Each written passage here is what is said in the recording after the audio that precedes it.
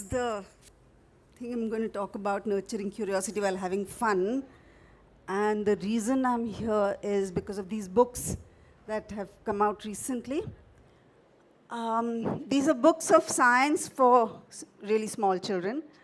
I would say around, it depends on the age. When I wrote, I thought they would be around 6 to 8, but recently I was told about a 5-year-old reader who really got the books. So I was really pleased about that.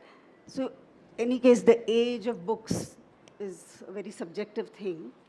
Yeah, so basically what I was asked to talk about is how do we get children to stop seeing books? Um, you know, when you think of a book, you think of learning, which is, especially in the Indian context, there are very few books that, the idea that books can be fun is a very new idea, right? It's always been about learning. So what I wanted to talk about was, can we just stop seeing books merely as didactic vehicles of learning and create a reading experience that is fun as you're learning, right? It's both joyful and edifying. So can we help children learn in a way that tickles both their curiosity and also their funny bone? So I'm not here as an educator or pedagogue. I don't know anything about teaching. I have never taught children or anything like that. I'm only here as a writer of children's books, right? So I can't talk to you about the theory of how to educate children and all of that. I'm just only here as somebody who likes to write for children.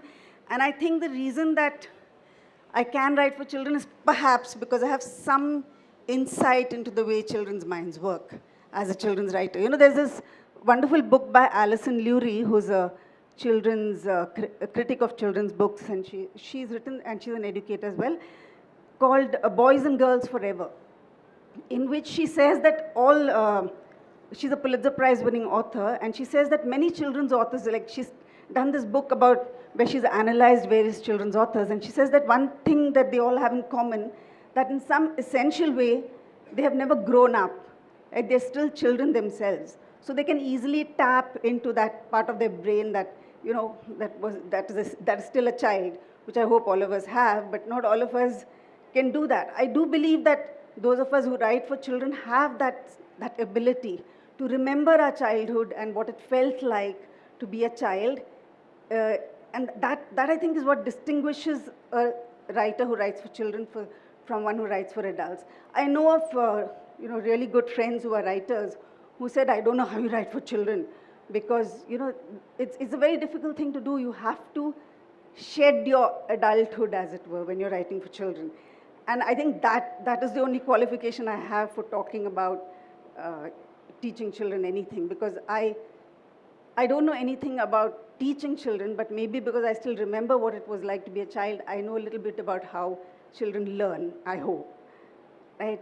And so our childhood selves in some way are instantly accessible to us as children's writers. And I'm sure those who are children's writers here will agree with this, that you're able to remember what it is like to be a child. So this is my qualification for talking about this. This is what I'm trying to say. What I'm going to say here, I cannot tell you the theory of learning or education or any of those things. What I can do is talk through the books that I've written and what I have observed after the books were written. Because when I write them, I don't write them in order to teach or anything. But I have observed that later people have come back to me and said that we have learned this and that. So when I started writing books for children, there were not that many publishers in India doing children's books, right? There was NBT and CBT who were doing some really interesting stuff, but most of the books tended to be didactic, and they all were written with the intention of either informing or improving the child in some way or the other, which is where the whole moral of the story thing comes. But when I started writing, there were 3 publishers, coincidentally all in Chennai, who started doing interesting things with children's books. One was Karadi, Shobha is here, and there was Tulika, I think Sandhya, who was one of the original people who started Tulika, is here, and Tara. So apart from that, there was NBT and CBT, and they were doing some really nice books, I think, the books that NBT and CBT did earlier, but many of them were very didactic and very solemn in tone. Because the business of doing books for children was seen as this serious project of, this child who's an empty pot who had to be filled with information and improvement, right? So when I started writing books for children, which was my first book was written in 96, I think it came out in 97, long time ago. So I was very clear that I wanted to subvert this, right? I didn't want to write books that would teach anything, no moral of the story, no improving, no edification. I just wanted children to have fun. So I started writing books which were nonsensical, and so I didn't write them with the intention of making them excited about books. I just wrote the books that I would want to read as a child, like the books that were just fun to read. I remember this really weird conversation I was telling yesterday I had in a train with somebody, where, you know how you're in a train, you get chatting, what do you do? And I said, I write books for children. So he said, oh, so you write, so he immediately assumed that I write textbooks. I said, no, I just write fun books. They're nonsensical. They don't really have any meaning. They're just fun, for fun. He just couldn't get it. He said, but why? Why would you do that? Why would you do that? So finally I showed him one of my books. And then he looked at it and he said, I just want them to start, I just want them to enjoy reading. I just want them to learn to enjoy reading. So it's just fun books. So he looked at it finally and said, oh, I get it. So they'll read these books, they'll learn to enjoy reading, and then they can read real books. Actually had. So this is the kind of world that I started writing in, where in India, where books were supposed to be informative or in some way improve the child. So obviously what I wanted to do was just subvert this whole thing. So I wrote the books that I would want to read. I wrote the books that would be fun with quirky stories, which would make children excited about books. Maybe they'll go on to read more books or maybe not. Maybe, it didn't matter. It was just that I felt such joy and wonder at books that I wanted to give that to other people too. So many of my books were absurd, nonsensical, and even those that were not nonsensical, which actually told a proper story, were never, I think, solemn in any way. So even books that are educational in intent need not be solemn and serious all the time. I mean, they get enough of that in their textbooks. So when we're writing for, you're writing outside the school system and we're writing for recreation, even the books that actually teach something need not be serious all the time, right? One of my early books was this one. Sorry, my mouth's getting a bit dry. Alphabets are amazing animals. So as you see, it's like a lot of alliteration. And so I made up these nonsensical scenarios using, so the noun, the verb, and everything would start with the same letter. So it's an alphabet book basically. And Christiana Pieper did such mad visuals doing the text that the child might actually learn without realizing that they're learning anything. Is the chair coming in the way? Should I remove that? So I've not shown the whole book here. It's just an example. Baby buffaloes blow big blue bubbles. So, or 8 eels eat 11 eggs. This is a particularly favorite page of mine because it's very difficult for 8 eels to eat 11 eggs without doing some very complicated mathematics, which a child has actually pointed out to me. And this, another favorite page. Iguanas imitate insects. So in this, so the child actually ends up learning the sound of the alphabet without even realizing it because they're just having fun reading this thing, I hope. Right? That's the hope, because I hope that they'll be laughing so hard at the funny pictures and the funny ideas that they might not realize that they're learning. And the fact is that even if a book is not written with the idea of educating, the fact is that anything we write for children does end up teaching them something in some way or the other, which is something we as children's authors need to be really aware of, which puts a huge burden on us because we need to be very aware of our own prejudices, what we are, what we are saying between the lines is as important as what we are saying in the words. It's also true of adults. Everything we read, everything we see, everything we experience, it feeds into our worldview and it changes the way we see the world. Less so for adults because we are already pretty hard-coded in so many ways that it's the very few things that will actually transform us. But with children, I mean, back to the horrible image of an empty vessel, but the fact is that children are still fresh to the world. Like this world is still new and wonderful to them. And if they have lived the sheltered lives we would wish for them, they don't all, unfortunately, but if they have, then they've not had much experience of the world. So everything that they read, hear, experience is going to be exciting for them, is going to be novel for them, and is going to transform them in some way. And we have to be very aware of that. I think all of us will have that one book which we read as a child, which really changed the world, way we see the world even now. And that is something that is a huge responsibility also as children's authors, because you don't know what it's doing to the mind of the child. So the fact is that anything, even if you don't write anything, something with an educational intent, it is going to in some way change something about in the child. And that is,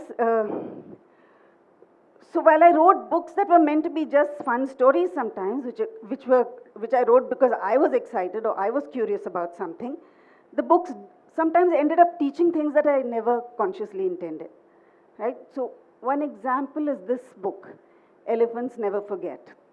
So the story is, I mean, many of you might be familiar with this, but for those who aren't, the story is about this elephant who was walking in the jungle with its mother, and suddenly there's a storm, and when it stopped raining, the elephant's mother is missing. The elephant goes about trying to find some company, the monkeys chase it away, and then it finds a herd of buffaloes in the river. And it starts playing with the baby buffalo. When suddenly a tiger comes along, and the buffaloes all run away, and they take the elephant with them. So the buffalo ends up growing with the elephants, and so he's kind of helping them around, and one day, and the tiger wouldn't come close because the elephant is now big. One day at the river, he sees a herd of elephants,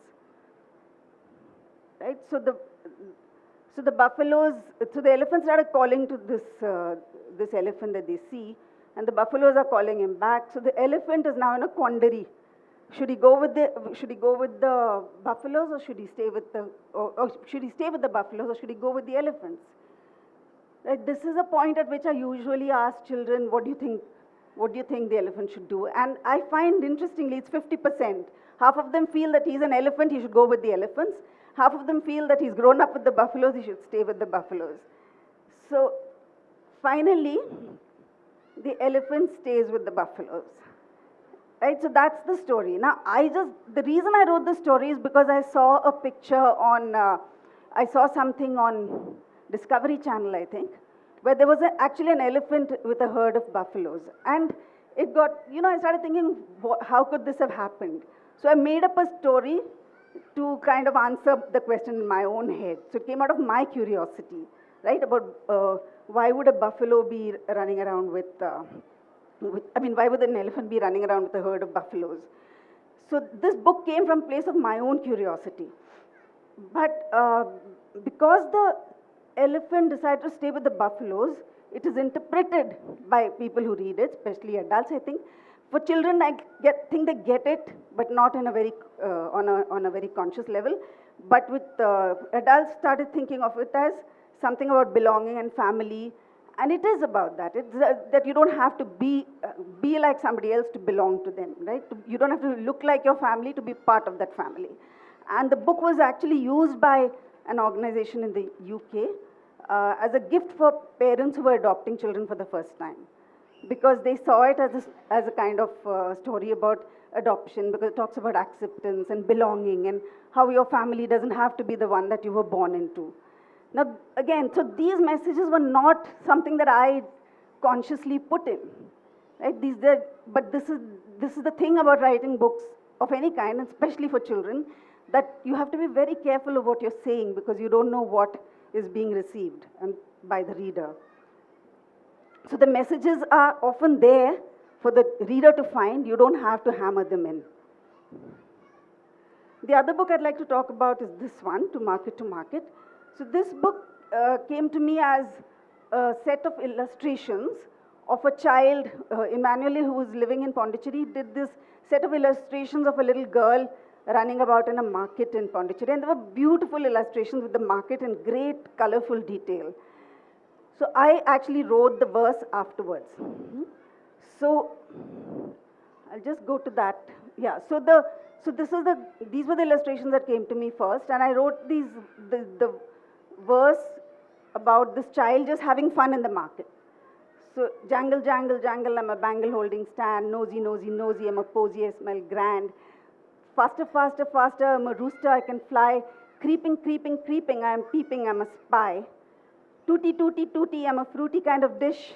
Thumping, thumping, thumping, I'm a jumping kind of fish. Silly, silly, silly, I'm a chilly sort of sneeze. Funny, funny, funny, I'm many, many me's. So that was, so basically this verse was a response to the visuals of the market done by Manoli, right? So the fun is what drives the book. Afterwards, it needed a frame.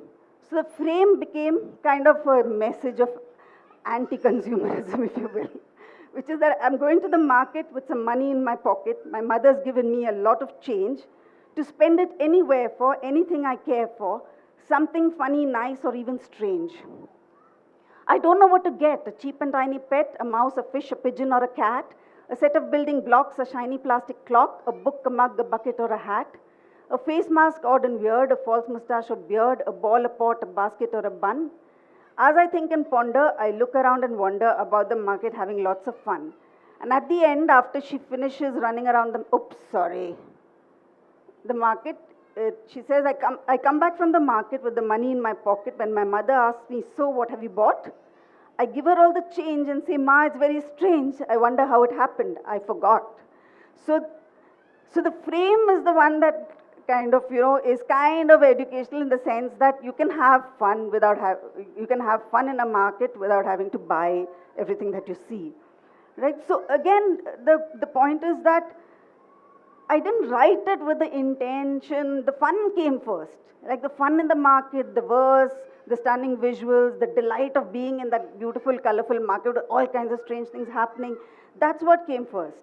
The serious business of the importance of play and how you don't have to buy things to be happy, all that came as an afterthought almost.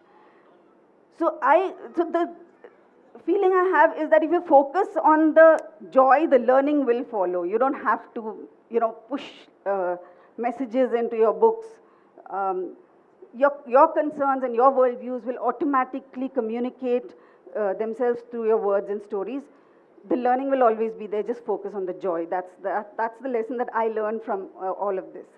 But of course, the books that I'm here to talk about, which is these, Science for Smarty Pants, are very clearly meant to teach science to smarty pants, which is to kids. And so I had to obviously focus on the learning in this. I had to introduce scientific concepts to small children. Now, do I believe that all children need to learn scientific concepts? I don't actually.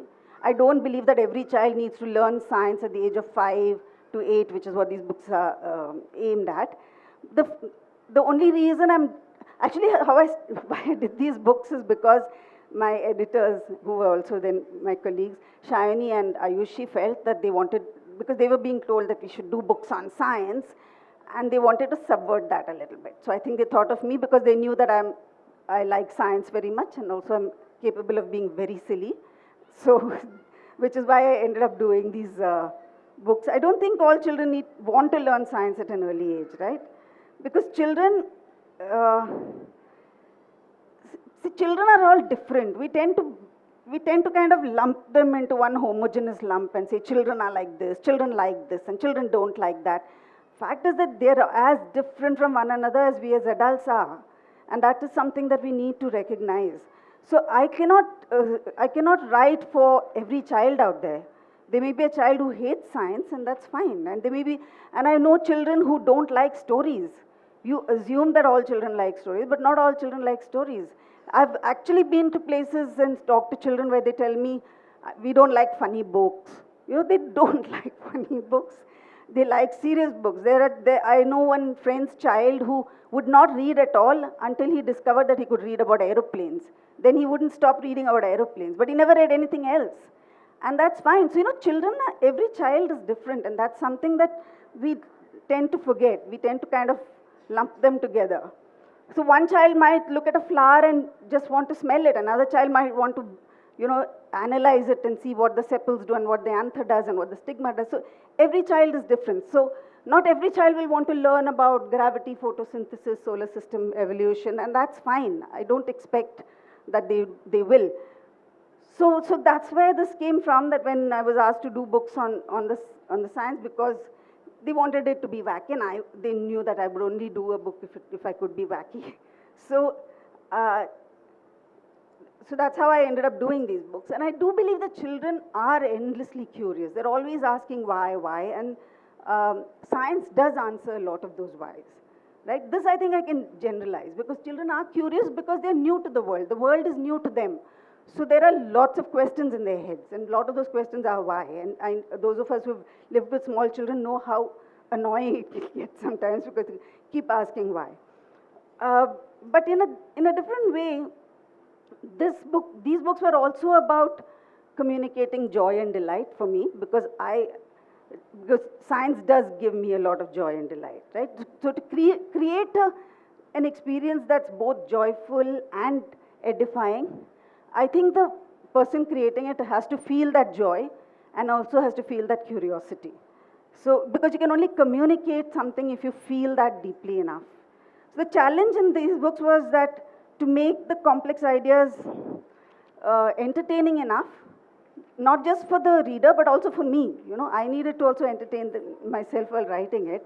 So I started writing it, and I started imagining imagining it as a conversation, and the conversation turned out to be with a cat called Smarty Pants. So I started having a blast with all the mad things I could have the cat say and do. Though the cat doesn't actually speak, the narrator just answers the questions, and you have to guess the questions that the cat is speaking. Now, in a picture book, the communication does not happen only through the words. You also have the pictures, and you also have the way the pictures are placed with relation to the words. And that's where the illustrator Pia Lisa Hazarika did a fantastic job. She illustrated and designed the pages in such a way that the science and non-science were clearly demarcated by font and design. So in every spread, as you'll see, there is one style for the actual information and another style for the silly conversations with the cat. So this is from Gravity for Smarty Pants. If Earth had no gravity, we would all fly off from its surface and float in space. That's very scientific. And so that's the conversation with the cat. Yes, that would be fun, but you might get hungry, because clearly the cat wants to also go into space. And no, I wouldn't be able to feed you in space, and you won't be able to breathe there either. So there are these very silly interjections with the cat, which kind of form a way. Sometimes the cat asks questions which are answered by the narrator as well. And so I entertained myself. As I kept writing, the cat developed a very distinctive personality, and I was entertaining myself too. This is another example of different fonts. So here you have, this is photosynthesis, where water seeps in through tiny holes, and it's called osmosis, and the cat is trying to sit in a pot of water, and because it wants to see if osmosis will work for it, so it don't need to drink water. So the cat is really silly. It's a silly comical cat, and it's the funny character of the cat that lends the humor to many of these things. So the character, so what I did was, as I went on, I was adding little personality traits to the cat, and I was having fun. So that's the point. If you're having fun as you're writing, then hopefully that fun will also communicate itself to the reader. So slowly, Smarty Pants had got some very clear character traits, like he was very literal. He takes things very literally. So when the narrator says the solar system is made up of the sun, which is at the center, the planets, and many other smaller bodies which go around the sun, the cat immediately imagines actual bodies going around the sun, so there's a mummy there. So then that whole conversation is about not that kind of body. So that kind of gives the, the funny thing for the child to read. And actually, see, as I think as a children's writer, you just write mostly for yourself, if you can tap into that child in yourself. So I'm really, everybody asks me if I'm thinking of the audience as I write. I'm not actually. I'm writing for myself, but the child that I was, right? So this is, so when I say that I'm writing this so that the reader will have fun, the reader is essentially me. So the other thing about this cat, Smarty Pants, is he's very obsessed with food, as a lot of cats actually are. So he likes birds for dinner. So this is evolution, where it's when the moment the narrator says, imagine an island far away from everywhere with lots of birds, the cat comes with a fork and knife ready to eat the birds. So that's another thing that adds humor, where the cat is constantly thinking of food. Like in this one, solar system for Smarty Pants. The page before this is a mnemonic which the narrator gives to remember the planets. But the cat wants to come up with its own mnemonic, and the mnemonic is just basically names of fish. So that's Mercury, Venus, Earth, Mars, etc. Mackerel, velvetfish, eel, manta ray, jellyfish, snapper, uaru, needlefish. So the narrator says it's harder to remember the names of these fish than the names of the planets. Maybe not for you, but for most humans. So this kind of, the character of the cat is what brought the humor into this thing. And another character trait of this Smarty Pants is that he's very vain. He thinks he's the cat's whiskers, basically. So, so he thinks that, all pea plants are not exactly alike, all sparrows are not exactly the same. This is from Evolution for Smarty Pants. Yes, all cats are not exactly alike. Yes, some are geniuses. Clearly, Smarty Pants thinks he's a genius. Are you talking about yourself? So the cat doesn't talk, because I have a problem with talking animals. The cat doesn't talk, but you can kind of guess what the cat is saying. And this cat is also very gassy.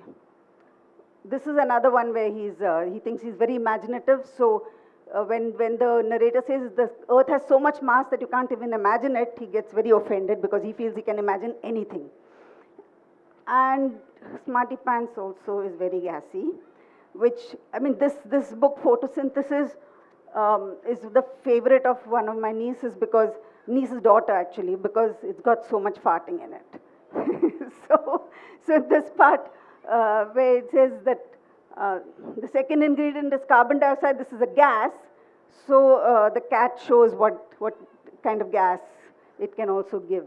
So the narrator has to say, no, not that kind of gas. This kind of gas is always in the air, you cannot smell it. And the little ant is saying you. That little bit is added by Pia, by the way. So it's through these little, idiosyncrasies of the cat that the humor comes in. And also Smarty Pants is always asking questions. Matters what everything in the world is made of. So you can imagine asking even me, even the fish, even the coffee, even the steam. So, so the curiosity of the cat has also been kind of used in ways to kind of raise questions for the reader. So this cat was constant entertainment for me as I was writing. And my brain basically had to work on two levels. On the one hand, explaining the science, which also I enjoyed very much. I had to read up a lot. Even if you have to write a simple thing, you need to understand it pretty deeply. So I read up a lot. And I had to also imagine how Smarty Pants would respond to every piece of information, and it had to be it had to be funny, that's the thing. And then Pia took them and illustrated them so beautifully that the words and visuals work in kind of sync.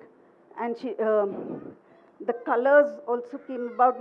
They were meant to be two color, but it ended up being having so much depth because it became a 4-color book. So, a lot of things come together in creating a book that's interesting for a child. I like to think that the jokes will help the child not only enjoy reading the book, but also remembering. Because if you've laughed at something, you remember the joke, you kind of create associations, and then it helps you remember things. Which is how mnemonics also work, right? You have these funny verse, which you remember. It's easy to remember funny things, and then that helps you remember the actual thing that you're trying to remember. So I do hope, when I wrote these books, I was not thinking of inculcating the scientific temperament in children or anything of that kind.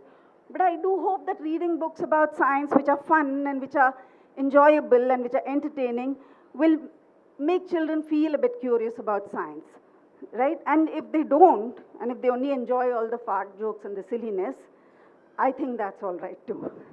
Right? So this is all I have to say. So if you have any questions, any comments, I'm happy to take them. For that very incredible session on how to nurture curiosity.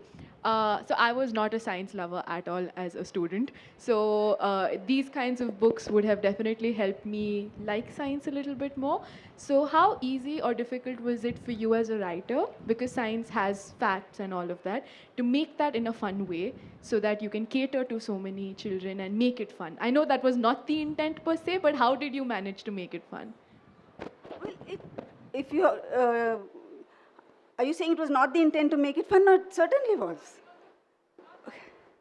Meant it might not have been the intent that they have to learn science per Right, se, of but how course. did you make the facts fun? Right. So the thing is that,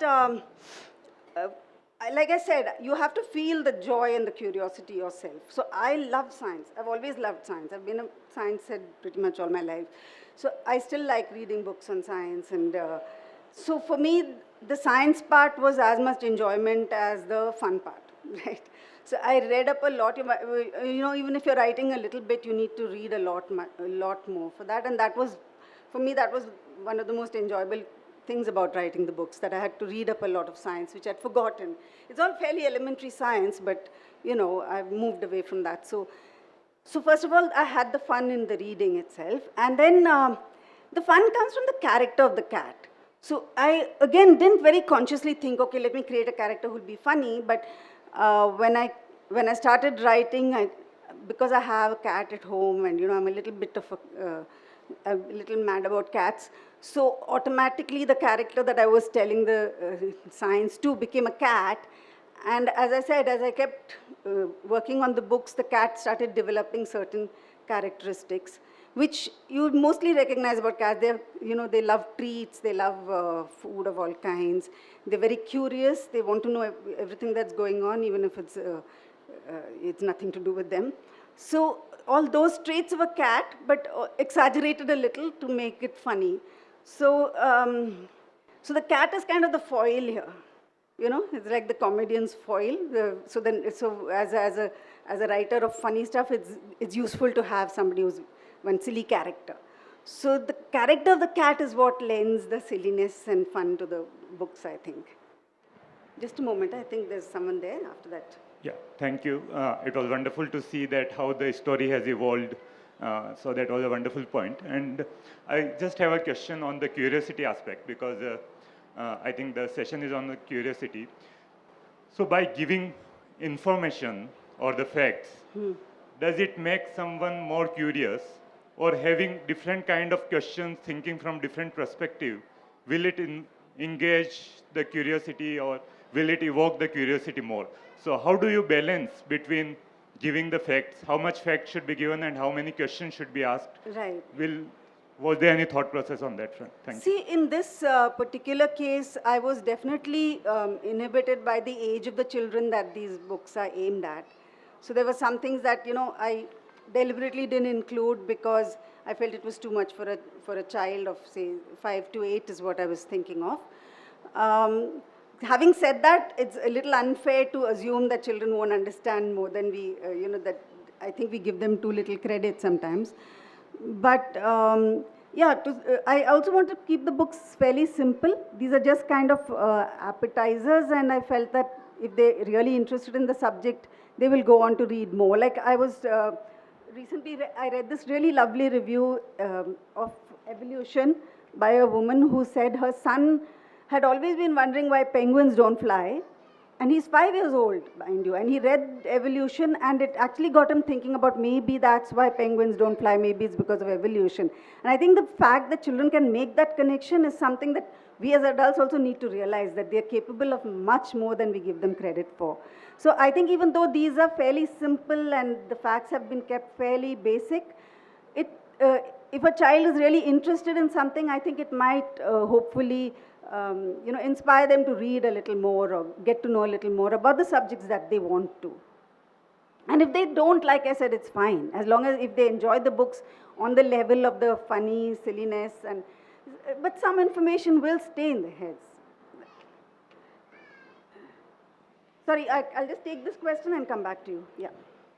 So these days there are so many distractions around, right? So, leaving curiosity part or building that curiosity, just leaving to the chance, right? That, okay, you read 1, 2, 3, 4, you watch whatever videos you watch.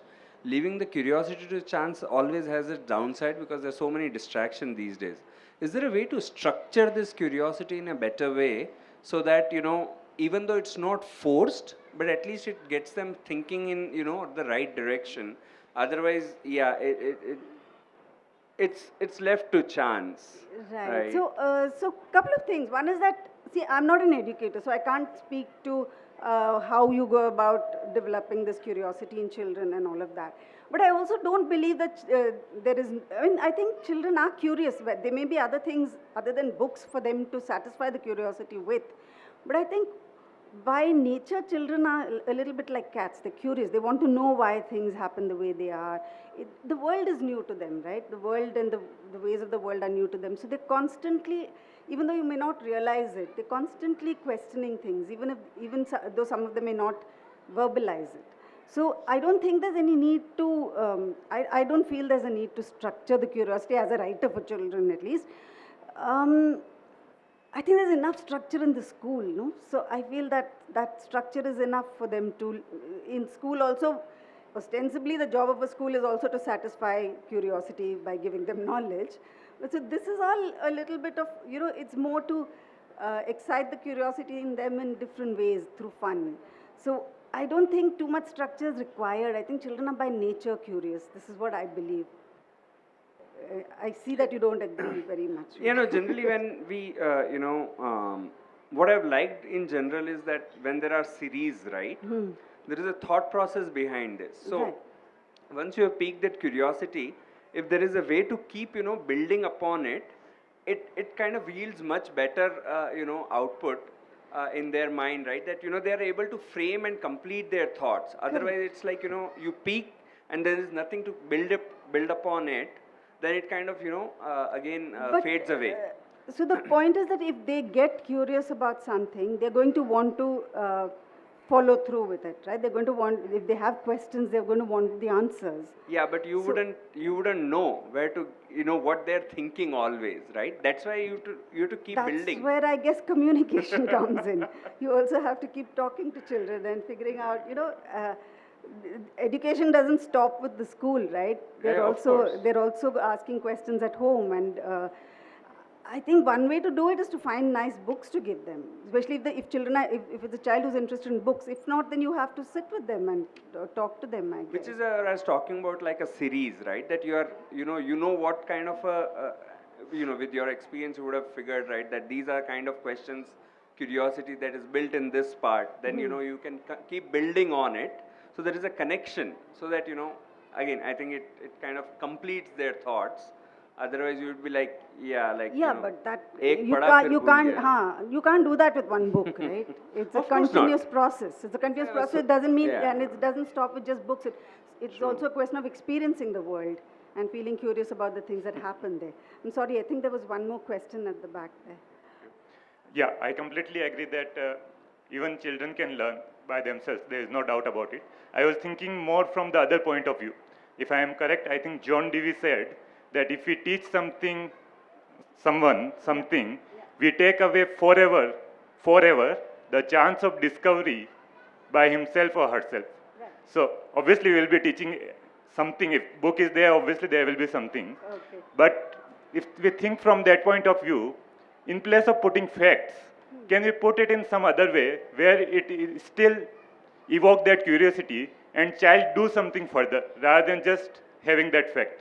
Yeah, or some other ways. Yes, of course. There are lots of books that do that. That actually, the children have to learn through experiment and through doing things.